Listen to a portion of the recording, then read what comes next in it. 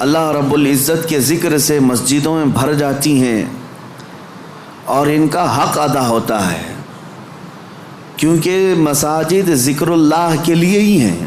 قرآن میں اللہ فرماتا ہے وَمَنْ أَظْلَمُ مِمَّنْ مَنَعَ مَسَاجِدَ اللَّهِ أَنْ يُذْكَرَ فِيهَا اسْمُهُ، اس سے بڑا ظالم آدمی کون ہے جو اللہ کی مسجدوں میں اس کا ذکر کرنے سے روکتا ہے؟ وہ سب سے بڑا ظالم ہے، اللہ کی مسجدوں میں اسی کا ذکر کرنے سے روکتا ہے، یعنی ذکر کے لیے مسجد ہے۔ میں سب سے پہلے مبارکبادی پیش کرتے ہوئے آگے بڑھتا ہوں۔ آج چونکہ ہماری بڑے دنوں کے بعد یہ روحانی مجلس قائم ہے، آج ہمارے دلوں کے سکون اور قرار کا وقت ہے، ہماری آنکھوں کی ٹھنڈک وہ ذکر کی مجلس ہے اور ہماری روح کی غذا وہ ذکر کی مجلس ہے۔ میں دیکھ رہا ہوں مجلس میں آج اکثر و بیشتر وہی چہرے نظر آ رہے ہیں جو مدینہ جامع مسجد میں ذکر کی مجلس میں ہوا کرتے تھے۔ وہ اس لیے موجود ہیں کہ بھوکے کو جب غذا مل جائے وہ اس علاقے میں پہنچ ہی جاتا ہے، اور ذکر کی عادت کھانے سے بھی زیادہ عزیز ہوا کرتی ہے۔ جو لوگ ان مجلسوں کے مسلسل حاضر باش رہے انہیں پتہ ہے کہ ان مجالس سے ہمارے دلوں میں کیسا قرار آتا ہے، کیسا اطمینان اور کیسا سکون ملتا ہے۔ آج کی اس مسجد پاک کو، یقیناً مسجدیں نماز سے آباد ہوتی ہیں، کسی نماز کی امامت کے بعد یہ مسجد کی دوبارہ یعنی تعمیر نو کے بعد مزین کرنے کے بعد افتتاح ہو جاتی، لیکن میں شکر گزار ہوں اہل محلہ کا اور ذمہ داران مسجد کا کہ سجا کر کے انہوں نے 4 چاند لگا دیے ذکر کی مجلس کا قیام کر کے، اور اللہ کریم اس مجلس کو سدا قائم رکھے۔ میرے عزیزو، میں نے قرآن عظیم کی ایک آیت تلاوت کی جو ہمارے ذکر کی مجالس میں خاص درس ہوا کرتا تھا۔ جلسوں میں بیان ہوتا ہے اور بھی دیگر جگہ پر تقریریں ہوتی ہیں، لیکن مجھے اندازہ ہے ذکر کی مجلس میں جو روحانیت ہوتی ہے وہ دلوں کے اندر اترتی ہے، اور ایک ایسا سما ہوتا ہے جس میں ہزاروں لوگ اپنے گزشتہ زندگیوں کی خرابیوں سے توبہ ضرور کر لیتے ہیں۔ قرآن کی ایک آیت میں نے پڑھی، اللہ فرماتا ہے وَأَمَّا مَنْ خَافَ مَقَامَ رَبِّهِ وَنَهَى النَّفْسَ عَنِ الْهَوَىٰ، اور وہ شخص جو اپنے رب کے حضور کھڑے ہونے سے خوف کیا، ڈر گیا، وَنَهَى النَّفْسَ عَنِ الْهَوَىٰ، اور خواہشات نفسانی کے خلاف کیا، نفس کچھ اور چاہ رہا تھا، تم اس کی طرف نہ جا کر اللہ کے حضور کھڑے ہونے کا تمہارے دل میں احساس پیدا ہوا، خوف آ گیا۔ اس کا اجر جانتے ہو کیا ہے؟ قرآن کہتا ہے فَإِنَّ الْجَنَّةَ هِيَ الْمَأْوَىٰ، تو ایسے آدمی کا ٹھکانہ تو جنت ہی ہے، اس کا ٹھکانہ سیدھے جنت ہے۔ خواہشات نفسانیہ یہ ہر ایک کو دی گئی ہیں، یہ انسان کے ساتھ ساتھ چل رہی ہیں، اسی سے جنگ ہماری پوری کنٹینیو موت تک چلتی رہتی۔ دنیا میں دوست بھی بنتے ہیں، دشمن بھی بنتے ہیں، دوست چھوٹ سکتے ہیں اور دشمن ختم بھی ہو سکتے ہیں، لیکن تمہارا نفس تمہاری موت تک ساتھ رہتا ہے، ہر گھڑی ساتھ رہتا ہے۔ وہ نفس ہمارے ساتھ ہے جس نے شیطان کو بھی گمراہ کیا۔ آپ سوچ سکتے ہیں ہر برے کام میں ہم یہ کہتے ہیں کہ شیطان نے بہکا دیا، شیطان نے بہکا دیا، یہی کہتے ہیں۔ نماز نہیں پڑھے شیطان ورغلایا، بہکایا، صبح نماز میں نہیں آئے شیطان سلا دیا۔ مجھے یہ بتاؤ آدم علیہ السلام کو سجدہ کرنے سے جو شیطان نے انکار کیا اس کو کس نے منع کیا؟ ساری دنیا کو شیطان بہکاتا ہے تو شیطان کو کون بہکایا؟ تو محدثین فرماتے ہیں یہ نفس امارہ ہے جو ہر ایک کے ساتھ ہے، یہ شیطان کو بھی ہرا سکتا ہے، وہ شیطان کو بھی شکست دیتا ہے، وہ سب کے ساتھ ہے۔ وہ سب کے ساتھ ہے۔ اس نفس کو، اس خواہشات کو اگر کوئی چیز دنیا میں کنٹرول کر سکتی ہے تو صرف ذکر اللہ ہے۔ اللہ کا ذکر اسے قابو میں رکھ سکتا ہے۔ باقی اس قدر خطرناک ہے خواہشات نفسانیہ کہ بعض لوگ یہ سمجھتے ہیں کہ جوانی ختم ہونے کے بعد بڑھاپے میں کوئی خواہش نہیں ہوتی، بلکہ بہت سارے بوڑھوں کو زنا کرتے ہوئے دیکھا گیا۔ اور میرے آقا صلی اللہ علیہ وسلم فرماتے ہیں روئے زمین کے سب سے بدترین لوگ ہوں گے وہ جن کی طرف قیامت کے دن اللہ نظر بھی نہیں فرمائے گا۔ کچھ لوگوں کے بارے میں حدیث میں ہے قیامت کے دن رب تعالیٰ ان کی طرف نظر بھی نہیں فرمائے گا۔ یہ کون لوگ ہیں جو بڑھاپے میں بھی جا کر گناہ نہ چھوڑ سکے؟ اور وہ کون سے بوڑھے ہیں جو بڑھاپے میں بھی نہیں چھوٹ سکے ان سے گناہ؟ یہ وہی لوگ ہیں جو خواہشات نفسانی کے غلام تھے۔ مولا علی کرم اللہ وجہہ الکریم فرماتے ہیں اللہ نے ہر ایک کے ساتھ نفس بھی دیا، عقل بھی دیا۔ نفس کیا ہے؟ تمہارے خواہشات، اور عقل تمہیں فیصلہ کر کے بتاتی ہے۔ لیکن حضرت علی کرم اللہ وجہہ الکریم فرماتے ہیں جس کا نفس عقل پر غالب آ گیا اس آدمی سے زندگی میں کبھی خیر نہیں ہوگی، وہ کوئی صحیح فیصلہ نہیں لے سکے گا۔ جس کا نفس اس کی عقل پر غالب آ گیا، اور جس نے اپنے نفس کو ہرا دیا، شکست دیا، تو اس کی عقل اتنی پاورفل ہوتی ہے کہ وہ ہزاروں کو زیر و زبر کر سکتا ہے اور دنیا کے بڑے فیصلے لے سکتا ہے۔ جس نے اپنے نفس کو کنٹرول میں رکھا، اپنے خواہشات کو اپنے تابع رکھا، خود اس کا غلام نہیں بنا۔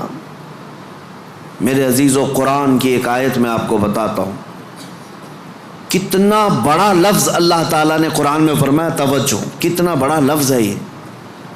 ارأیت من اتخذ الہہ ہوا، اے محبوب کیا آپ نے نہیں دیکھا کچھ لوگ ایسے ہیں جنہوں نے اپنی خواہشات کو اپنا خدا بنا لیا۔ معبود، الہ کا مطلب ہے معبود، جس کی عبادت کی جائے اس کو کیا کہتے ہیں؟ معبود۔ اور قرآن کہتا ہے کچھ لوگ ایسے ہیں جنہوں نے اپنے نفس کو، اپنی خواہشات کو اپنا معبود بنا لیا۔ یہ قرآن کی آیت ہے، 2 جگہ آئی ہے۔ اب اتنا بڑا لفظ نفس کے لیے اللہ فرما رہا ہے کہ کئی لوگوں نے اس کو بت بنا لیا، اپنا معبود بنا لیا۔ کیوں؟ اس لیے کہ یہ وہی کرتے ہیں جو ان کا نفس چاہتا ہے، تو گویا کہ اس کی عبادت کر رہے ہیں، خواہشات کی پیروی کر رہے ہیں۔ نفس صبح اٹھا، گناہ کی طرف کھینچا، آپ چل پڑے، گویا کہ اس کی عبادت میں لگے ہوئے ہیں۔ کبھی تو اسے شکست دو، کبھی تو اسے ہراؤ۔ رات کے وقت گناہوں کے اڈوں پر جانے کی جیسی خواہش ہوتی ہے، کیا اپنے آپ کو مارتے ہو؟ میں تمہیں بتاؤں، خواہشات تو بہت دور کی بات ہے، گناہوں کی خواہشات بہت دور کی بات ہے۔ سیدنا ابو بکر شبلی رحمۃ اللہ تعالی علیہ سلسلہ قادریہ کے بڑے مشہور بزرگ ہیں، جن کے نام سے ہم شجرے میں پڑھتے ہیں بہر شبلی شیر حق دنیا کے کتوں سے بچا۔ وہ حضرت ابو بکر شبلی جب رات کے وقت عبادت کے لیے آتے تھے تو اپنی آنکھوں میں نمک کا سرما لگاتے تھے۔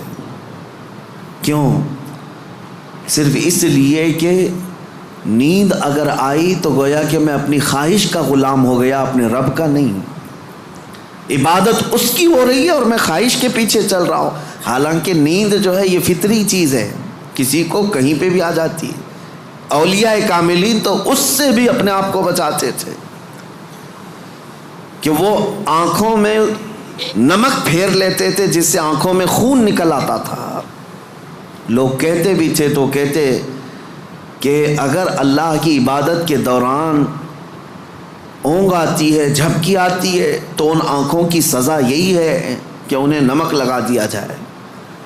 اور حضرت شاہ مینا رحمۃ اللہ علیہ لکھنؤ میں آرام فرما ہے، حضرت شاہ مینا، ان کا حال تو یہ تھا کہ جب رات کو عبادت کے لیے کھڑے ہوتے تو ایک اونچی دیوار پر وہاں کھڑے ہو کر نماز پڑھتے، ادھر بھی کھائی ہے ادھر بھی کھائی ہے، کھڑے رہتے۔ لوگ کہتے کہ نماز پڑھنے کے لیے اتنی جگہ ہے، اس دیوار پر کیوں جا کر نماز پڑھتے ہیں؟ حضرت شاہ مینا فرماتے تاکہ میں ہمیشہ اللہ کی عبادت میں مصروف رہوں، اگر نیند آئی تو میرا جسم دیوار سے نیچے آ سکتا ہے اور اس جسم کو وہی سزا ملنی چاہیے جو اپنے رب سے غافل ہوتا ہو۔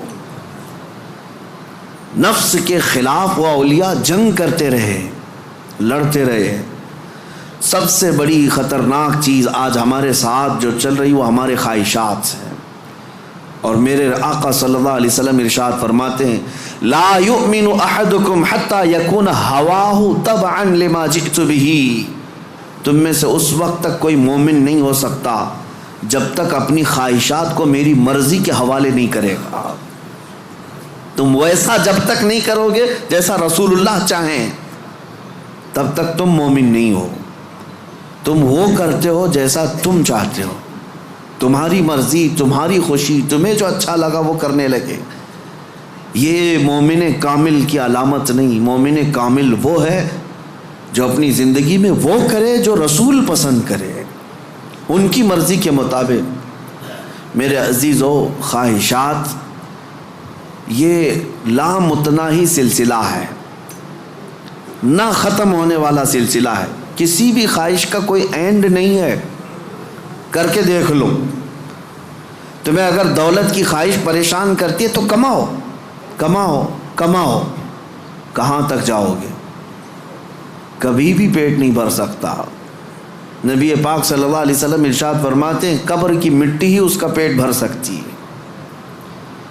کسی بھی خواہش کا اینڈ نہیں ہے دنیا میں۔ جو خواہشات ہیں،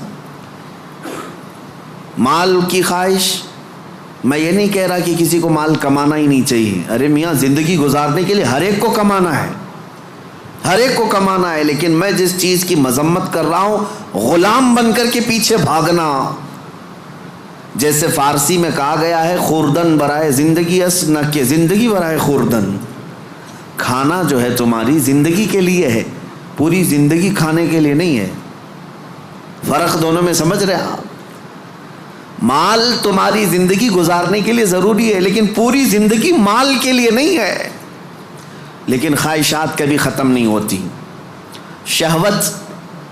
شہوت کی خواہشات، نفس جیسے جنسی عمل کے ذریعے سے اپنے جسم کو سکون پہنچانے کی کوشش کرتا ہے، وہ خواہشات بھی کبھی ختم نہیں ہوتی،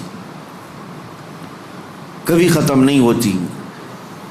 اگر اس نے اپنے اس گھوڑے کو، نفس کے گھوڑے کو آزاد چھوڑ دیا تو وہ کہیں پر بھی اس کی خواہشات جا کر رکتی نہیں۔ نہ وہ ایک عورت پر صبر کر سکتا ہے، نہ 10 عورتوں پر، نہ 100 عورتوں پر۔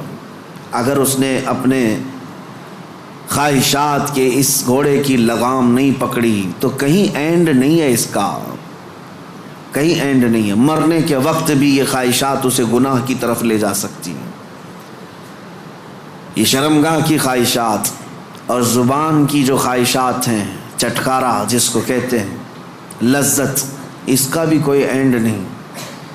میں نے ایک ایسے صاحب کو بھی دیکھا، ان کے بیٹے میرے ساتھی تھے، وہ تو مذاق میں کہتے تھے کہ ان کے باپ ICU میں تھے، جس دن ان کا انتقال ہونا تھا اس دن بھی وہ بریانی منگوا رہے تھے ICU میں۔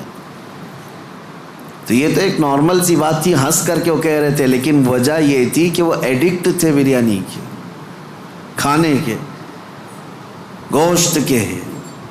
تو ایک لمٹ ہوتی ہے کسی آدمی کی، لیکن اگر اس نے خواہشات کو آزاد چھوڑا تو وہ کہیں پر بھی جا کر نہیں رک سکتا، نہ ICU، نہ آپریشن، نہ کوئی چیز، اسے کوئی چیز نہیں روک سکتی سوائے موت کے۔ موت آنے تک وہ اپنی خواہشات میں ڈوبا رہے گا، ڈوبا رہے گا۔ خواہشات ایک سمندر ہے، وہ ختم نہیں ہوتا کبھی۔ اسی لیے میرے عزیزو، جتنا کم ہو سکے سمیٹ لو اپنے آپ کو۔ دنیا تمہیں ہاتھ پاؤں مارنے سے کتنی مل سکتی ہے مجھے بتاؤ۔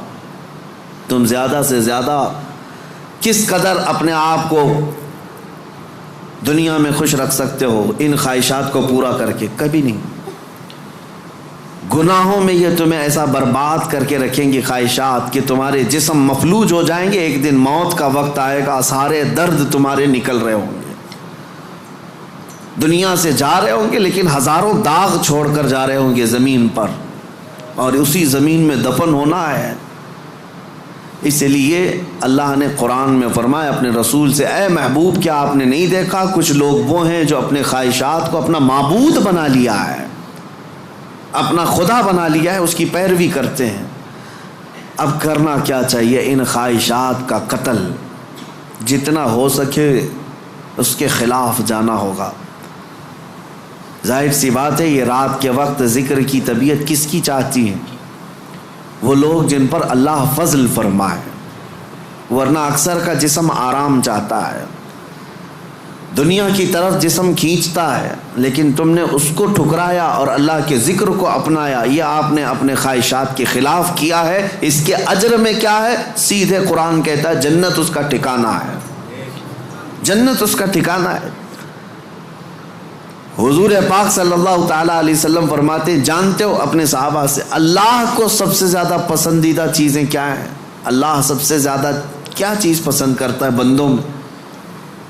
اس میں حدیث پاک میں ہے ننگوں کو کپڑا پہنانا، بھوکوں کو کھانا کھلانا، یہ اللہ کو بہت پسند ہے۔ لیکن ایک اور چیز ہے، رب تعالیٰ فرماتا ہے جب دنیا سو رہی ہو اور تم کھڑے ہو جاؤ اللہ کی بارگاہ میں، یہ اس کو اتنا پسند ہے رب تبارک و تعالیٰ کو، سارے عمل میں ساری اداؤں میں اسے پسند ہے۔ کیوں؟ خالص بندہ رب کے لیے کھڑا ہوا ہے، ساری خواہشات کو چھوڑ کر کے، خواہشات کو چھوڑ کر۔ اب آؤ جن لوگوں نے خواہشات کی پیروی کی ان کی ایک چھوٹی چند مثالیں میں آپ کے سامنے رکھتا ہوں۔ ایسی ہلاکت کہ سب کچھ ختم ہو جاتا ہے۔ میرے عزیزو، سلطان الاولیاء سیدنا غوث اعظم جیلانی بغدادی رضی اللہ تعالیٰ عنہ ارشاد فرماتے ہیں، جس شخص کو اپنی خواہشات پر قابو نہیں، اس کا نفس اسے کفر تک لے جا سکتا ہے، اس کا نفس اسے شرک تک لے جا سکتا ہے اور اسے کافر بنا کر دنیا سے لے جائے گا۔ ایسے حالات بھی ہم نے دیکھے، خواہشات نے انسان کو کافر بھی بنا دیا، کبھی مال کی خواہش، کبھی عورت کی خواہش، کبھی کسی اور چیز کی خواہش۔ اللہ اکبر، وہ صحابہ کیسے تھے جنہوں نے اپنی ساری خواہشات کو میرے مصطفیٰ کی مرضی پر قربان کر دیا تھا، ہر چیز کو قربان کیا تھا، ہر چیز کو قربان کیا۔ آؤ میں تمہیں وہ بات بتا دوں جو سیدنا ابراہیم علیہ الصلوۃ والتسلیم کے متعلق قرآن میں آیا ہے۔ وَإِذْ قَالَ إِبْرَاهِيمُ رَبِّ أَرِنِي كَيْفَ تُحْيِي الْمَوْتَى قَالَ أَوَلَمْ تُؤْمِنْ قَالَ بَلَى وَلَكِنْ لِيَطْمَئِنَّ قَلْبِي قَالَ فَخُذْ أَرْبَعَةً مِنَ الطَّيْرِ فَاصْرُهُنَّ إِلَيْكَ ثُمَّ اجْعَلْ عَلَى كُلِّ جَبَلٍ مِّنْهُنَّ جُزْءًا ثُمَّ ادْعُهُنَّ يَأْتِينَكَ سَعْيًا۔ قرآن کہتا ہے ابراہیم علیہ السلام نے ایک بار اللہ کی بارگاہ میں ذکر کیا کہ مولا تو مرے ہوئے لوگوں کو دوبارہ کیسے زندہ کرتا ہے؟ اللہ نے پوچھا کیا ابراہیم تمہیں اس بات پر یقین نہیں ہے؟ عرض کیا مولا یقین ہے لیکن آنکھوں سے دیکھنا چاہتا ہوں، تو مردے زندہ کیسے کرتا ہے؟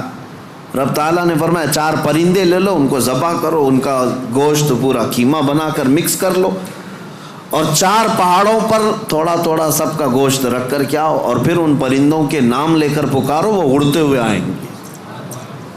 حضرت ابراہیم علیہ السلام نے 4 پرندے لیے، ایک کوا، ایک مرغا، ایک کبوتر اور ایک مور۔ ان 4 پرندوں کا ذکر ہے، کوا، کبوتر، مرغا، مور۔ یہ 4 پرندے ذبح کیے، سب کا گوشت مکس کیا اور 4 پہاڑوں پر رکھ کر آئے اپنی جگہ پر۔ ان کی سب کی منڈیاں ان کے پاس تھیں، سر ان کے پاس تھے۔ پکارا ان پرندوں کا نام لے کر، ہوا میں وہ خیمہ اڑتا گیا، اپنے اپنے جسم سے ملتا گیا اور آ کر اپنے اپنے سر سے جڑ کر پورا پرندہ بنا۔ قرآن پاک میں یہ ہے واقعہ۔ سبع سنابل شریف میں میر عبد الواحد بلگرامی رحمۃ اللہ علیہ اس واقعے کو لکھ کر کے اب ارشاد فرماتے ہیں، کیا کبھی تم نے یہ سوچا کہ ابراہیم علیہ السلام نے وہ 4 پرندے کیوں لیے؟ کون سے؟ کوا، کبوتر، مرغا، مور۔ یہی 4 پرندے کیوں لیے؟ انہی کو ذبح کیوں کیا؟ اور رب تعالیٰ کی قدرت کا مشاہدہ کرنا تھا، مری ہوئی چیز کو زندہ دیکھنا، آنکھوں سے مشاہدہ کرنا، یہ معمولی چیز تو نہیں ہے۔ اللہ کی قدرت کو دیکھنا ہے اپنی آنکھوں سے. یہ دیکھنے کے لیے کیا کیا ابراہیم علیہ السلام نے؟ 4 چیزوں کو ذبح کیا، اور وہ 4 خاص پرندے ہیں. تو حضرت عبدالواحد بلگرامی فرماتے ہیں چاروں پرندوں کی 4 خصوصیت ہے. چاروں پرندوں کی 4 خصوصیت. کوا، اس کی خصوصیت لالچ ہے. کوا لالچی بہت ہے، اس کا پیٹ کبھی بھرتا نہیں، کبھی پیٹ نہیں بھرتا، اس کے اندر لالچ زیادہ ہے. اور مرغے کے اندر شہوت زیادہ ہے، مادہ کے لیے، اپنی عورتوں کے لیے شہوت بہت زیادہ ہے مرغے کے اندر. اور تیسرا کبوتر کے اندر دوستی کرنے کی عادت بہت ہے. سارے پرندوں میں جلدی دوستی یہی کرتا ہے، جلدی مانوس ہوتا ہے. فرینڈ بنانا یہ کبوتر کی عادت ہے. چوتھا مور کو اپنی خوبصورتی دکھانے کی خواہش بہت زیادہ ہے. نمائش، دکھاوے کی عادت اس کو بہت زیادہ ہے. جب 4 لوگ کھڑے ہوں گے اپنے پر کھول کر کے ناچتا رہے گا. اس کی خوبصورتی دیکھو. اب حضرت میر عبدالواحد فرماتے ہیں چاروں پرندوں کی خصوصیتیں پتہ ہے؟ کوے کی لالچ، مرغے کی شہوت، کبوتر کی دوستی اور مور کی نمائش. فرماتے ہیں حقیقت میں ابراہیم علیہ السلام نے جانوروں کو ذبح نہیں کیا، ان کے اندر موجود بری عادتوں کو ذبح کیا. ابراہیم علیہ السلام نے کوے کو نہیں لالچ کو ذبح کیا، مرغے کو نہیں شہوت کو ذبح کیا، کبوتر کو نہیں بلکہ ایرے غیرے کی دوستی کو ذبح کیا، مور کو نہیں دکھاوے کو ذبح کیا. اور جب بندہ یہ 4 بری عادتوں کو ذبح کرتا ہے مولا اس کو اپنی قدرت کے مشاہدے کراتا ہے. رب تبارک و تعالیٰ کی قدرت کے وہ مناظر دیکھ سکتا ہے. مردوں کو زندہ کیسے کیا جاتا ہے یہ دکھایا جائے گا. اس آیت میں ایک بہت بڑی عبرت کی بات ہے کہ اللہ کے نبی کو یہ حکم دیا گیا. اس طرح میرے عزیزو اگر ہمارے اندر موجود یہ خواہشات، یہ سب کا تعلق خواہشات سے، لالچ، شہوت، دوستی اور ریاکاری، سب کا تعلق نفس سے ہے. یہ سب کا تعلق نفس سے ہے. لالچ کو ختم کر لو، شہوت کو ختم کر لو، کنٹرول میں رکھو. اور دوستی کے لیے بہت سارے لوگوں کو برا لگ رہا ہوگا، کیا دوست نہیں بنانا چاہیے؟ یقیناً دوست بناؤ. میں آپ کا دوست ہوں، آپ میرے دوست ہیں. یہ دوستی کس بنیاد پر ہماری بنی ہے؟ صرف اور صرف اللہ اس کے رسول کی بنیاد پر. جو دوستی اس بنیاد پر بنی ہو وہ دوستی جنت تک لے جائے گی، اور جو دوستی صرف حرام کاریوں کی بنیاد پر بنی ہے قیامت کے دن کچھ لوگ تو بیچارے یوں ہی جا رہے ہوں گے دوزخ میں. وہ کچھ کیے نہیں تھے، وہ یوں ہی جا رہے تھے. کیوں؟ قرآن کہتا ہے وہ چلا رہے ہوں گے یا ویلتا لیتنی لم اتخذ فلانا خلیلا، اے کاش میں فلاں کو دوست نہیں بنایا ہوتا تو اچھا ہوتا، اس نے گناہ کیا، پکڑ میری بھی ہو رہی ہے. پولیس چھاپا مارتی ہے اور جو گناہوں میں ملوث ہے یا غیر قانونی کاموں میں ملوث ہے اس کو تو دھر دبوچتی تو ہے ہی ہے، لیکن پھر کنیکشن دیکھتی ہے کس کے ساتھ، یہ کس کے کانٹیکٹ میں تھا. پھر ٹریک کیا جاتا ہے، کہاں ٹریک کر کے اٹھاتے رہتے ہیں. ابھی ہمارے علاقے میں 6 مہینے پہلے کچھ وائلیشن ہوا تھا جس میں پکڑتے 150 تک کو لے کے گئے، صرف اس لیے کہ مین آروپی جو کام کیا تھا اس کو انہوں نے موبائل میں ادھر ادھر فارورڈ کیا تھا یا صرف دیکھ کر کے اپنے پاس محفوظ کیا تھا. گناہ میں برابر کے شریک دنیا میں سمجھے جا رہے ہیں. تو دوستی میرے عزیزو یہ خواہشات پر اگر ہے تو یہ جہنم میں لے جانے والی ہے. اور ریاکاری یہ بھی بہت خطرناک چیز ہے. جس نے ریا کیا، دکھاوے کے لیے کوئی بھی کام کیا، قیامت کے دن سب اس کے منہ پر مار دیا جائے گا. اب آؤ خلاصہ میں آپ کو بتاؤں. خواہشات کو اگر کنٹرول پر نہ رکھا گیا تو سنو، 2 روایتیں میں آپ کو بتاتا ہوں. اگر انسان اپنے خواہشات کو کنٹرول میں نہ کیا تو وہ جانور سے زیادہ ذلیل ہوتا ہے. یہاں تک کہ بزرگوں نے لکھا ہے کہ وہ اپنی ماں سے زنا کر سکتا ہے اور بیٹی سے بھی زنا کر سکتا ہے اگر اس نے خواہشات کو اپنے قابو میں نہیں رکھا. وہ سب کچھ کر سکتا ہے اور ہوا ہے دنیا میں اور ہو بھی رہا ہے. یہ ہمارے لیے حیرت کی بات ہے، تعجب کی بات ہے، اس لیے کہ ڈر لگتا ہے. لیکن بے شمار ایسے معاملات موجود ہیں میاں، یہ تو ہم معاذ اللہ نعوذ باللہ پڑھ رہے ہیں. اس بری خبر کو سن کر تمہیں حیرت ہوگی، کچھ ایسے لوگ ہیں جو کورٹ میں آئے ہیں بھائی بہن شادی کرنے کے لیے، اجازت مانگنے کے لیے، سگے بھائی اور بہن.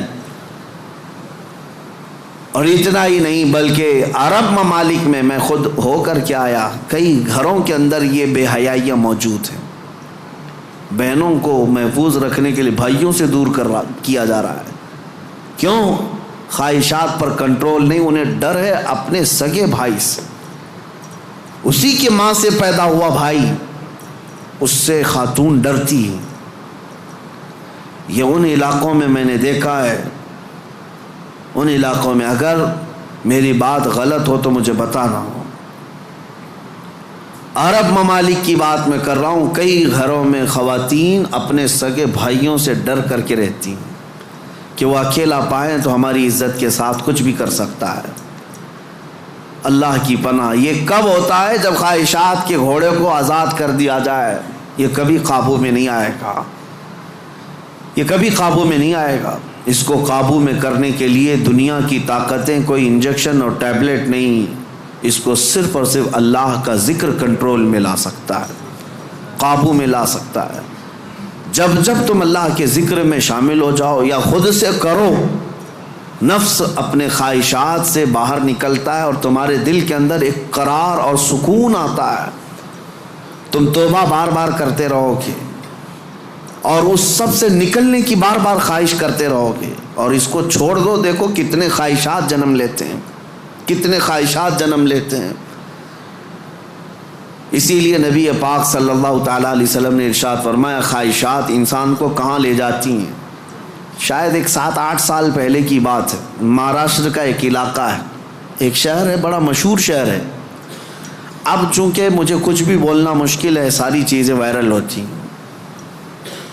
کوئی بھی اس جگہ کے لوگ اس کو غلط انداز میں نہ محسوس کریں. پہلے میں ہر چیز آپ کے سامنے ظاہر کرتا بولتا تھا. ایک شہر ہے، میں نے باضابطہ وہاں کی رپورٹ دیکھی تھی، آج بھی میرے ذہن میں وہ گونجتی ہے. 4 عورتیں، مسلمان عورتیں تھیں، قبرستان میں رات کے وقت جایا کرتی تھی. یہ بات تو لوگوں کو معلوم ہونے لگی. بعد میں کچھ لوگوں نے ان کا پیچھا کیا کہ آخر یہ کیوں جا رہی ہیں. تو ایک دن کچھ لوگوں نے جا کر کے دیکھا تو قبر کو کھود کر کے اس کے اندر اترتی ہیں اور پورے کپڑے اتارتی ہیں، ننگی ہو کر اپنا پخانہ ایک دوسرے کا کھاتی ہیں. نعوذ باللہ من ذالک. یہ کتنا گھناؤنا عمل ہے، بولنے میں 1000 بار شرم آئے. کیوں؟ یہ پکڑا گیا اور پوچھا گیا آخر کوئی جانور بھی تو نہیں کرتا ایسا. تو پکڑ کر کے تفتیش کرنے کے بعد پتہ چلا کہ ان کی خواہش تھی کہ وہ سفلی عمل پر قبضہ حاصل کر لیں، سفلی عمل پر، جادو پر کنٹرول حاصل کرنے کے لیے وہ چاہتی ہیں کہ یہ عمل کیا جائے. ان کو کسی بابا نے بتایا جتنا یہ گندا عمل کرو گے اتنا تم پاورفل جادوگر بن سکتے ہو. یہ خواہشات ہیں، یہ خواہشات ہیں. تم صرف اور صرف لوگوں میں اپنا تھوڑا سا رتبہ بڑھانے کے لیے سحر، سفلی اور جادو کے طریقے کو اپنانے کی کوشش کرتے رہے اور وہ حاصل کرنے کے لیے کتنا گرے. اور ممبئی شہر کا ایک محلہ ہے، یہاں پر بھی یہ خبر میرے پاس جو آئی اس کے افراد آج بھی موجود ہیں. یہ خواہشات ہیں. ایک بابا کو سفلی عمل کے اندر مہارت حاصل کرنے کے لیے روزانہ بستر پر خنزیر کو ساتھ سلانا پڑتا ہے. یہ اس سے بڑا عذاب کیا ہے جو دنیا میں تو خود جھیل رہا ہے. لیکن میں اس کا دوسرا رخ یہ بتاتا ہوں کہ اگر خواہشات پر کنٹرول نہیں تو انسان جانور سے زیادہ ذلیل ہوتا ہے، بہت گرتا ہے۔ ایسے بھیانک کام اس سے صادر ہوتے ہیں جو ہمارے وہم و گمان میں بھی نہیں آتے، سوچ میں بھی نہیں آتے۔ یہ نفس کا گھوڑا بہت تیز دوڑتا ہے، اس کو عقل پر غالب آنے نہ دینا، کبھی ان خواہشات کو اپنے دل پر یا اپنی عقل پر غالب آنے ہرگز نہ دینا، ورنہ اتنے بھیانک کام یہ کروا جاتا ہے۔ اللہ اکبر، اللہ اکبر۔ مدینہ طیبہ کے متعلق امام غزالی رحمۃ اللہ علیہ نے لکھا ہے کہ ایک شخص ایسا تھا جو لوگوں کے دفن ہونے کے بعد قبر کھود کر کے ان کے کفن چراتا تھا اور پھر اس کو بازار میں بیچتا تھا، لیکن ایک بار اس نے ایک خاتون کے قبر کو کھودا اور کفن چرایا، اس کی نیت خراب ہوئی، مردے کے ساتھ اس نے بدکاری کیا، نعوذ باللہ من ذالک۔ میں یہ باتیں کیوں کہہ رہا ہوں؟ یہ گناہ ضرور ہیں، بولنے میں مجھے بھی جھجک تو آ رہی ہے، دیکھیں جھریاں آ رہی ہیں جسم کے اندر، رونگٹے کھڑے ہو رہے ہیں، لیکن صرف اس لیے بتا رہا ہوں کہ ہم ایک مردے کو دیکھ کر کے سسک جاتے ہیں، سہم جاتے ہیں کہ کسی کی موت پر انسان کا جسم بے قابو رہتا ہے، غمگین رہتا ہے، لیکن اگر ان حالات میں بھی موت کے بعد یا قبرستان میں جانے کے بعد بھی کوئی انسان ایسا کر سکتا ہو کہ قبر کو کھود کر کے اس کو ننگا کر دے مردے کو اور پھر اس کے ساتھ بدکاری کرے، یہ کون سی چیز وہاں تک لائی اس کو؟ یہ خواہشات، یہ وہ نفس امارہ، نفسانی خواہشات۔ اسی لیے مولا علی کرم اللہ وجہہ الکریم نے فرمایا جس کی خواہشات، جس کا نفس اس کی عقل پر غالب آ گیا، زندگی بھر اس سے کوئی خیر صادر نہیں ہوگا، کوئی اچھا کام اس سے نہیں نکل پائے گا۔ اپنی عقل پر ان خواہشات کو غالب آنے ہرگز مت دینا۔ ہم نے دیکھا ہے یہ تمام معاملات تجربے کے طور پر۔ میں آج آپ کے سامنے یہ ذکر کر رہا ہوں کیونکہ آج علاج کا دن ہے، آج علاج کا دن ہے۔ ہمارے جو زخم لگے ہوئے ہیں، ایک بار رحمان کو پکارو، وہ سب زخم بھر جائیں گے۔ آج کی یہ مجلس علاج کی مجلس ہے کہ تم اللہ رب العزت کو آج پکارو گے، تمہارے زخم بھر جائیں گے۔ اور اسی لیے میں بارہا کہتا بھی ہوں، ذکر کی مجالس میں شرکت کرو، یہ اتنا تمہیں پاورفل بنا دیں گے، اتنا پاورفل کہ گناہوں سے خود بخود تمہیں نفرت پیدا ہو جائے گا، خواہشات پر کنٹرول تمہارا خود کا حاصل ہو جائے۔ ورنہ میں چیلنج کے ساتھ کہتا ہوں، جاؤ دنیا میں گھوم پھر کر کے آنا، بڑے سے بڑے ڈاکٹر کے پاس وزٹ کر کے آؤ، بڑے سے بڑے حکیم کے پاس جا کر کے آؤ، کسی بڑے سائیکسٹرسٹ کے پاس جا کر کے آؤ، نفس کے متعلق اس سے کوئی علاج لے کر کے آؤ کہ میرا کنٹرول نہیں ہے۔ آپ مجھے کوئی گولی دے دو، کوئی معجون دے دو، کوئی انجیکشن دے دو، ہو سکتا ہے تمہیں نیند کی گولی تو دے دے، ہو سکتا ہے تمہیں وہ مکمل ختم کرنے کی دوا تو دے دے، لیکن تمہارے کنٹرول، خواہشات کو کنٹرول کرنے کی کوئی دوا یہ نہیں دے سکتے۔ اس کا کنٹرولنگ پاور جس نے پیدا کیا وہی دے سکتا ہے۔ اسی لیے میں آپ کو بتاؤں، اب تم اپنے نفس کے کنٹرول کے لیے کس سے مدد مانگو گے؟ کس سے مدد مانگو گے؟ سنو توجہ سے، اعوذ باللہ من الشیطان الرجیم پڑھتے ہیں آپ، اعوذ باللہ من الشیطان الرجیم، جس کا مطلب کیا ہے؟ میں اللہ کی پناہ مانگتا ہوں شیطان مردود سے، کہ اللہ مجھے بچا لے، کس سے؟ شیطان مردود سے مجھے بچا لے۔ یا آپ کس سے پناہ مانگ رہے؟ کس کی بارگاہ میں پناہ مانگ رہے ہیں؟ اللہ کی بارگاہ میں، کہ مولا تو مجھے پناہ دے دے۔ اس کے متعلق حکیم احمد یار خان نعیمی رحمۃ اللہ علیہ فرماتے ہیں، اس کی مثال یوں سمجھو، جیسے کسی کے ہاں آپ ملنے کے لیے گئے، اس نے گھر کے باہر کتا پال رکھا ہو حفاظت کے لیے یا کسی کام کے لیے، دشمنوں کے لیے یا کسی بھی غرض کے لیے کتا پال رکھا ہو، اور آپ گئے گھر کے باہر کھڑے، کتا بھونکنا شروع کر دیا، دروازے میں جا ہی نہیں پا رہے، آپ اس کتے کو کنٹرول کیسے کرو گے؟ آپ اپنے دوست کے گھر اندر جا رہے ہیں لیکن کتا باہر ہے، کتا جیسی قریب جاتے ہو بھونکتا ہے، اب آپ دروازے کے اندر جانا چاہتے ہیں تو اس کتے پر کنٹرول کیسے پاؤ گے؟ رسی ڈالو گے اسے، پتھر مارو گے، جتنا مارو گے اتنا اچھل کود کرے گا۔ اس کا سیدھا سا طریقہ یہ ہے، جس کا کتا ہے اسے بلاؤ۔ حکیم احمد یار خان نعیمی رحمۃ اللہ علیہ فرماتے اسی کو پکارو، بھائی ذرا باہر تو آ جاؤ، اور وہ جب آئے گا مالک کو کتا اچھی طرح پہچانتا ہے، وہ اس کو کنٹرول میں کر دے گا، اس کو تھوڑا سا اپنی آواز میں ہٹا دے، سائڈ میں کتا ہٹ جائے گا، دروازہ کھلا ہے آ جاؤ۔ دوست اپنے دوست سے ملاقات کر لے گا، لیکن اس بیچ والے کتے کے کنٹرولنگ کے لیے کتے کے مالک کو ہی پکارنا ہوگا۔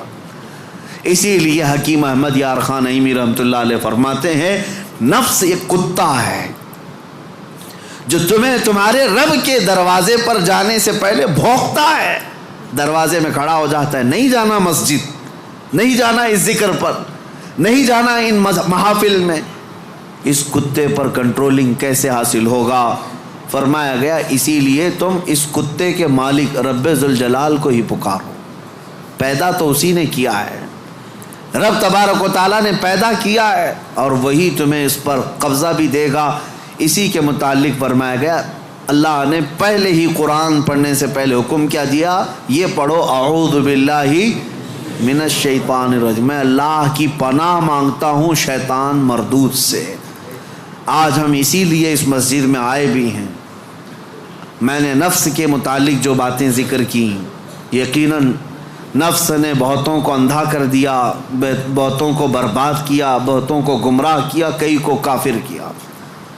جو کفار و مشرکین ہیں نا، وہ صرف نفس کی سنتے ہیں، اگر حقیقت میں وہ تمام مشاہد اور مناظر میرے رب ذوالجلال کی قدرت کے نفس کو چھوڑ کر کے دیکھتے تو ایمان ضرور لاتے، ایمان ضرور لاتے۔ وہ نفس کی پیروی کر رہے ہیں اور نفس کی خواہشات لوگوں کو کافر بنائے رکھی ہے، وہ نہیں آ پاتے اس طرف۔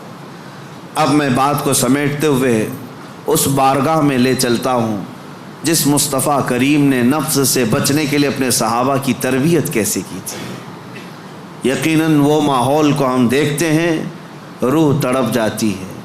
سیدنا ابو بکر صدیق رضی اللہ تعالیٰ، اللہ اکبر، وقت کے خلیفہ ہیں، حضور پاک صلی اللہ علیہ وسلم کے بعد خلافت کے تخت پر، لیکن اپنے نفس کے خلاف کرنے کے لیے، خواہشات کے خلاف جانے کے لیے، کھانے پر کنٹرول، سونے پر کنٹرول، ہر چیز پر کنٹرول۔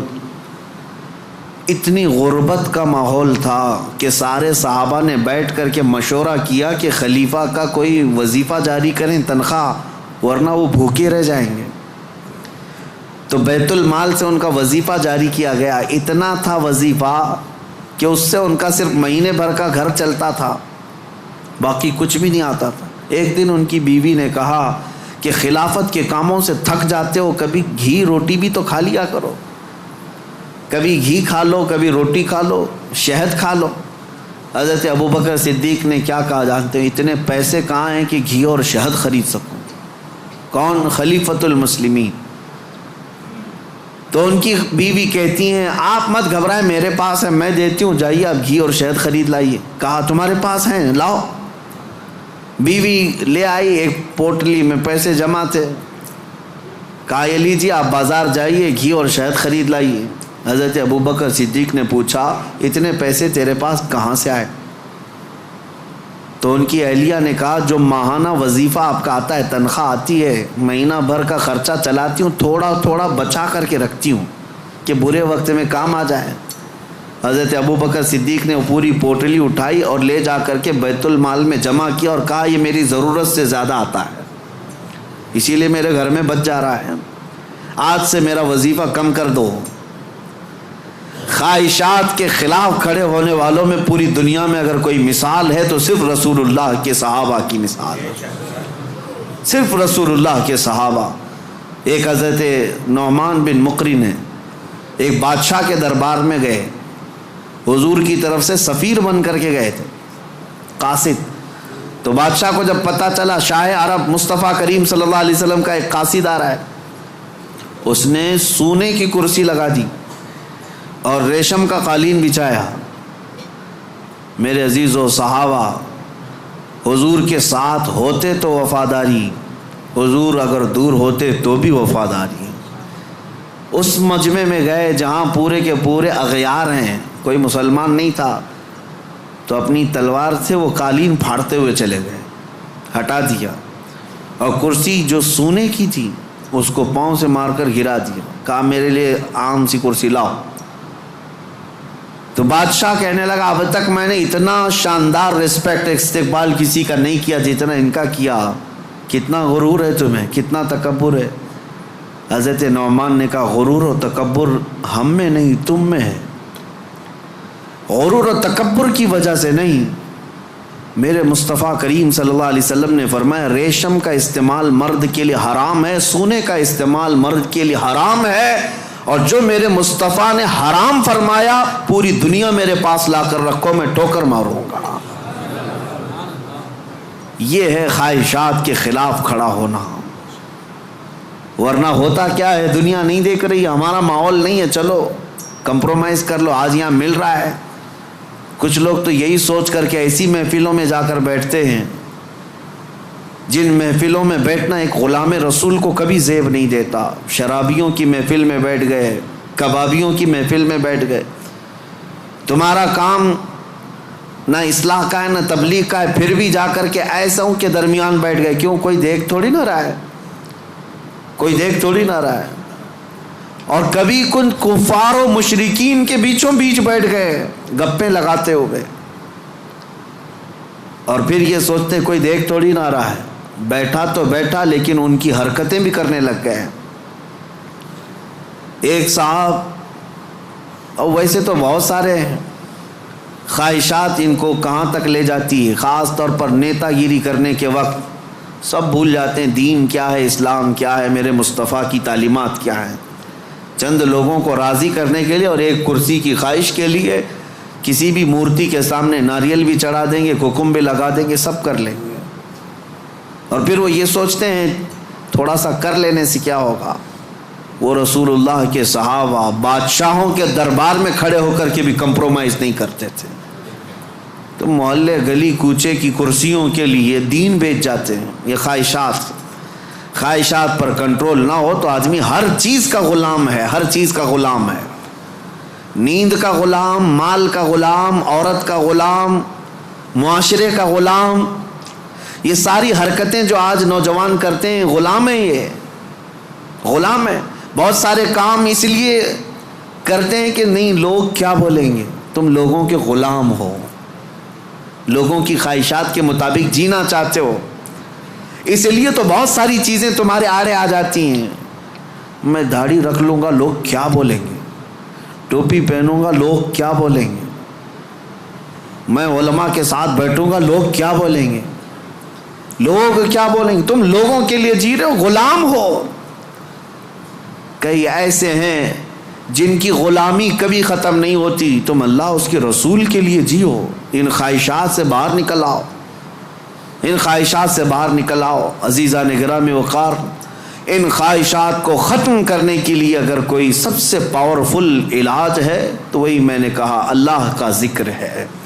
اللہ کا ذکر، قرآن کہتا الا بذکر اللہ تطمئن القلوب، آگاہ ہو جاؤ اللہ کے ذکر سے دلوں کو سکون ملتا ہے۔ یہ میرا رب قرآن میں فرماتا ہے، اللہ کے ذکر سے دلوں کو سکون ملتا ہے۔ عزیزان گرامی وقار، زیادہ دنوں تک اپنے دل کو آوارہ مت رکھو، اپنے جسم کو آوارہ مت رکھو۔ مسجدوں میں آ جایا کرو، جمعہ میں بھی اس وقت تم پہنچتے ہو جب رکعت باندھ رہے ہوتے امام، تھوڑی دیر پہلے آ جایا کرو مسجدوں میں، خطبہ عربی میں سنتے ہیں تو دل پر وہ بات لگتی جاتی ہے۔ اگرچہ تمہیں سمجھ میں نہیں آتی لیکن میل دھلتا جاتا ہے. جمعہ میں بھی تاخیر سے آتے ہو اور پھر سلام پھیرنے کے بعد بھاگ جاتے ہو. تھوڑی دیر کھڑے ہو جاؤ, میرے مصطفیٰ کی بارگاہ میں سلام تو پیش کر لو. جب کھڑے ہو جاؤ گے سلام کے لیے, یقیناً رسول اللہ تمہیں تمہارے باپ کے نام سے پہچانتے ہیں.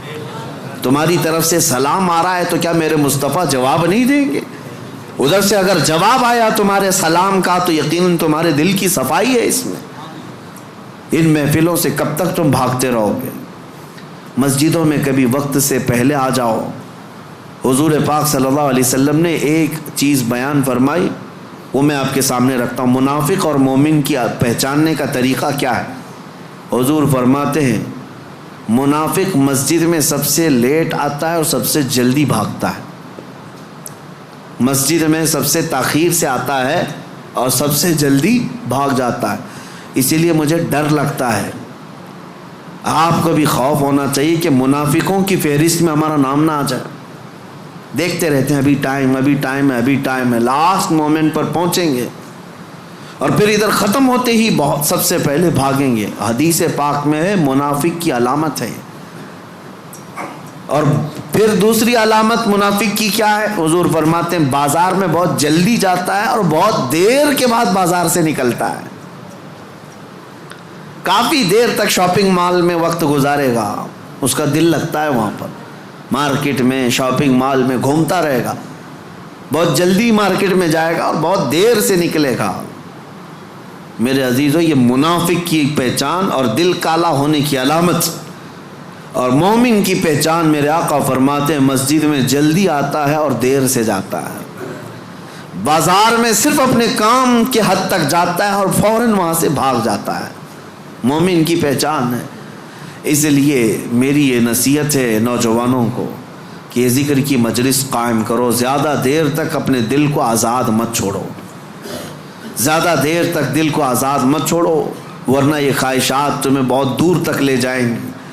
دل بوجھل ہو جائے گا, دل سخت ہو جائے گا, دل کالا ہو جائے گا. دیکھنا زمانہ ہو گیا آنکھیں روتی نہیں آج اللہ کی یاد میں. رب تبارک و تعالیٰ کی یاد میں روتے ہو کبھی؟ دل سخت ہو گیا ہے. حضور پاک صلی اللہ علیہ وسلم کی جدائی اور ان کی دوری کبھی تمہیں رلاتی ہے؟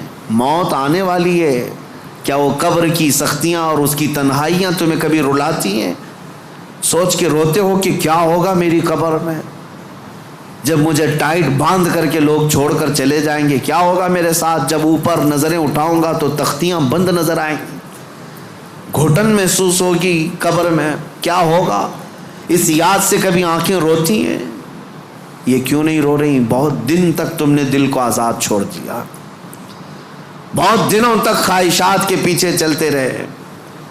گھنٹوں تم موبائل میں بیٹھے رہے, گھنٹوں تم ٹیلی ویژن کے سامنے بیٹھے رہے, گھنٹوں تم میچ میں میدان میں گھومتے رہے, گھنٹوں شاپنگ بھی کرتے رہے, گھنٹوں لوگوں کے ساتھ گپیں بھی لگاتے رہے, لیکن اپنے رب کے حضور نہ کبھی بات کرنے کی فرصت ملی, نہ اس سے دعا کرنے کی فرصت ملی. تمہیں پتہ ہے دنیا والے مانگنے سے ناراض ہوتے ہیں, اور حدیث پاک میں ہے اگر بندہ مسجد میں آیا اور اللہ کی بارگاہ میں دعا نہ کر کے گیا, اللہ اس سے ناراض ہوتا ہے کہ مجھ سے مانگتا تک نہیں اب یہ بندہ. تمہارا مانگنا اسے پسند ہے, پھر بھی تم مسجد میں نہیں ہو. یہ خواہشات ہیں جو تمہیں یہاں سے بھگا کر لے جاتی ہیں. تم گھنٹوں دنیا کے لیے گزار لیتے ہو. میرے عزیزوں, بدل لو اس ذکر کی مجلس. میں اللہ کی بارگاہ میں یہ دعا گو بھی ہوں کہ آج شاید اس سے قبل بھی یہاں پر ایک بار ذکر کی مجلس ہم سجائے تھے. بہت پہلے میں یہاں آیا تو ہوں, بیان ہوا ہے, ذکر کا مجھے یاد نہیں. اگر نہیں ہوئی تھی تو شاید یہ پہلی مجلس ہے, اور اللہ اس کو ہمیشہ قائم فرمائے. میں رہوں یا نہ رہوں, ذمہ داروں سے گزارش ہے کہ اس مجلس ذکر کو اس نیت سے قائم رکھو کہ ہزاروں دلوں کے سکون کا ذریعہ ہے, ہزاروں دلوں کے سکون کا ذریعہ ہے. میرے عزیزوں, بڑے بڑے کروڑ پتی لوگ آج آشرم جاتے ہیں, 2 دن 3 دن کی چھٹیاں لے کر اپنے پنڈتوں کے چپلوں میں بیٹھتے ہیں. وہ یہ چاہتے ہیں کہ دنیا کی ہمہ ہمی سے نکل کر کے کسی آشرم میں بیٹھے. ان کے دلوں کا قرار اور سکون کہاں ہے؟ کفر میں اور شرک میں. لیکن ایک حالت یہ ہے کہ تمہیں روز اللہ کریم سکون کے لیے یہاں بلاتا ہے، تم آتے نہیں، تو کم از کم اتنا تو کرو، ہفتے میں ایک مرتبہ اس طرح کی مجلسوں میں شریک ہو جائے۔ دنیا کو ایک طرف رکھیں گے، مصروفیات روز ہیں، کام کاج روز ہیں، رشتہ داروں سے ملنا روز ہے، میٹنگیں چلتی رہیں گی، کبھی ختم نہیں ہوتی، لیکن کبھی تو ایک دن سٹاپ کر کے یہ سوچیں کہ آج میرے رب سے ملاقات کی رات ہے، آج کا یہ ٹائم صرف اور صرف میرے رحمان خدا سے بات کرنے کا وقت ہے۔ اس لیے تو ان مجلسوں میں آ جایا کرو۔ ایک وقت آئے گا کہ جب تمہاری آنکھوں میں نور اور دل میں سرور ضرور داخل ہوگا، اس طرف آپ توجہ ضرور دیں، ورنہ آزاد چھوڑے رہیں گے تو یہ آزاد گھوڑا ہر میدان میں دوڑائے گا، نفس کا گھوڑا ہر میدان میں دوڑائے گا۔ اس کو اتنا آزاد نہ رکھو، اس کو لگام دو اور اس کے لگام کی رسی میرے مصطفیٰ کے قدموں میں ڈال کر رکھو کہ نفس کو اب جہاں جانا ہے۔ اب آپ سوچ سکتے ہیں رسول اللہ جو سید الانبیاء ہیں، سارے نبیوں کے سردار، وہ دعا کرتے تھے، کیا دعا کرتے تھے؟ اللہم لا تکلنی الی نفسی طرفۃ عین، اے اللہ میرے نفس کو میرے حوالے ایک منٹ کے لیے بھی مت دینا، تو اپنی حفاظت میں رکھ۔ رسول اللہ کا کون سا نفس تھا؟ میرے آقا کا کہاں کیسا نفس ہے؟ کیا کبھی آپ نے حدیث میں کسی روایت میں سنا کہ حضور نے نفس کی یا خواہشات کی پیروی کی؟ کبھی نہیں میرے عزیز۔ جو پتھر کا تکیہ رکھنے والے، چھال کے بستر پر سونے والے، پیٹ پر پتھر باندھنے والے رسول، کیا کبھی نفس کی غلامی کی؟ نہیں۔ اس کے باوجود اللہ کی بارگاہ میں دعا یہ کرتے تھے، مولا میرے نفس کو میرے حوالے مت کرنا ایک منٹ کے لیے بھی، پلک جھپکنے کے برابر بھی، تو اپنی حفاظت میں رکھ۔ اور ہم جیسوں کو کیا کہنا چاہیے؟ اگر ہم اپنے نفس کی حفاظت اللہ کے حوالے نہ کریں تب تو یہ اتنی تباہی مچائے گا، اتنی تباہی مچائے گا، سوچ بھی نہیں سکتے۔ آؤ آج ذکر کی مجلس ہے، ہم اپنے نفس کو، اپنی خواہشات کو رحمان کے حوالے کرتے ہیں اور عہد کرتے ہیں دل میں کہ مولا میں آج توبہ کے لیے آیا ہوں، توبہ کے لیے آیا ہوں۔ مجھے ایک محفل یاد ہے، ایک بندہ جو کافی دنوں تک کئی الگ الگ قسم کے کاموں میں مصروف تھا، ہماری ذکر کی مجلس شروع ہوئی، ذکر کی مجلس میں آیا، اور ذکر کی مجلس میں جب پہلے ہمارے ہاں بدھ کے دن ذکر ہوتا اور جمعرات کو روزہ رکھتے، اتفاق ایسا ہوا کہ ابھی نیا ذکر میں آ کر توبہ کیا تھا، چند دنوں کے بعد انتقال ہو گیا۔ لیکن اس بات کی خوشی تھی کہ لوگ یہ کہتے کہ زندگی میں اتنی برائیاں، بہت ساری چیزیں ہم نے دیکھی تھی، سوچتے تھے کہ کبھی یہ نہیں سدھرے گا، بہت بے حیا ہو گیا ہے۔ لیکن یہ کس کو معلوم تھا کہ اس کی موت کو ابھی 4 دن بچے ہیں، اس سے پہلے وہ ذکر کی مجلس میں آیا ہے اور توبہ کر کے اب رب تعالیٰ کے حضور جانا چاہتا ہے۔ یہ میرے مولا کا کتنا بڑا احسان ہے، اور ہم میں سے کسی کو نہیں معلوم ہماری زندگی کی آخری شام کب آنے والی ہے۔ ہم میں سے کسی کو نہیں معلوم کہ کل کا سورج ہمیں دیکھنا بھی ہے یا نہیں ہے۔ کاش رب تبارک و تعالی ہم غلاموں کے ساتھ بھی یہ احسان کرے کہ جب موت قریب آنے والی ہو وہ اپنی مجلس ذکر کا ہمیں مشتاق بنا دے، اور ذکر زبانوں پر جاری رہے اور روح ہماری نکلتی رہے۔ جس کی دی ہوئی روح تھی اسی کا نام لیتے ہوئے اسی کے دربار میں جائیں تو میرے عزیزو زندگی وصول ہو گئی، زندگی وصول ہو گئی۔ لیکن کچھ کو تو دیکھا گیا برسوں نماز پڑھتے رہے، شیطان غالب آیا، نفس غالب آیا اور ایسی بے حیائیوں میں لگ گئے اور گناہوں پر ان کی موت آئی۔ یہ بھی ہے، میرے آقا نے فرمایا تقدیر کا لکھا غالب آ جاتا ہے، آخر وقت کس کا کس طرح سے آتا ہے پتہ نہیں۔ لگے رہو ان مجلسوں سے اور اپنے دل کو صاف کرنے میں لگے رہو۔ نبی پاک صلی اللہ علیہ وسلم کی بارگاہ میں عریضہ پیش کرتا ہوں، یا رسول اللہ تو جو چاہے تو میل میرے دل کے دھلے، حبیبی آقائی مولائی ملجائی، تو جو چاہے تو میل میرے دل کے دھلے، کہ خدا دل نہیں کرتا کبھی میلا تیرا، ایک میں کیا میرے عیسیاں کی حقیقت کتنی، مجھ سے 100 لاکھ کو کافی ہے اشارہ تیرا۔ ایک بار وہ مصطفیٰ اشارہ کر دیں، میرے ایک کے گناہ کتنے ہوں گے، لاکھوں لوگوں کے گناہوں کو اللہ تعالیٰ معاف فرمائے گا۔ آؤ آج ذکر کی مجلس ہے، اسی رقت کے ساتھ، اپنے دلوں کی حضوری کے ساتھ، رب کی بارگاہ میں حاضر ہونے کے احساس کے ساتھ مجلس ذکر میں کھڑے ہوتے ہیں اور نہایت ہی ادب و احترام اور خلوص کے ساتھ مولا کریم کو مناتے ہیں، تاکہ اس مسجد میں بھی برکتیں ہوں اور ہمارے دلوں میں بھی برکتیں داخل ہوں، ہمارے دلوں میں بھی برکتیں داخل ہوں۔ اور اس دل کو اتنا پاک کر لو کہ جیسے مسجد آج چمک رہی ہے تمہارا دل بھی اتنا چمکنے لگے، کیونکہ مولانا فرماتے ہیں، مولانا روم مثنوی شریف میں فرماتے ہیں، کعبہ بنائے خلیل اطہر است، کعبہ بنائے خلیل اطہر است، وہ دل گزرگاہ رب جلیل است۔ خانہ کعبہ جتنا عظیم ہے نا، وہ کیوں؟ حضرت مولانا فرماتے ہیں وہ تو ابراہیم علیہ السلام کی بنائی ہوئی عمارت ہے، لیکن تمہارے سینے میں جو دل ہے وہ رحمان کا گھر ہے، وہ رب تعالیٰ کی گزرگاہ ہے۔ قلب المؤمن عرش اللہ، مومن کا دل اللہ کا عرش ہے، اللہ کا عرش ہے۔ تو اسے اتنا پاک کرو جتنا مسجد کو پاک کیا ہے، جتنا مسجد کو چمکایا ہے اتنا ہی اپنے دل کو چمکاؤ۔ اور یہ دل اگر چمکے گا تو ماربل سے نہیں، جھومر سے نہیں، دل چمکے گا تو صرف اللہ کے ذکر سے چمکے گا۔ جب بندہ لا الہ الا اللہ کی ضرب لگاتا ہے اس کا دل چمکنے لگ جاتا ہے، میل اترتا ہے اور چمک پیدا ہوتی ہے۔ اور دل جب روشن ہوتا ہے تو جانتے ہیں کیا ہوتا ہے، خواہشات تو گئی، نفس تو گیا ایک طرف۔ جب دل چمکتا ہے تو پھر ہوتا یہ ہے کہ سامنے جو بھی آتا ہے اس کے دل میں کیا چل رہا ہے تمہارے دل میں وہ خیالات اللہ ڈال دیتا ہے۔ کیسے؟ آئینے کی طرح۔ ایک آئینہ میں لے کر کے کھڑا ہوں، سامنے جو بھی آئے گا اس آئینے میں نظر آئے گا کہ نہیں آئے گا، لیکن وہی لوہا لے کر کھڑا رہوں کچھ نہیں پتا چلتا سامنے کون آیا کون نہیں۔ دل جب زیادہ چمکتا ہے ذکر سے، جو بھی آئے جیسا بھی آئے اس کا سارا کچا چٹھا تمہارے دل پر چھپ جاتا ہے۔ اسی لیے کہا گیا نا کہ علماء کے سامنے زبان سنبھال کر بات کرو، اولیاء کے سامنے دل سنبھال کر کے بات کرو۔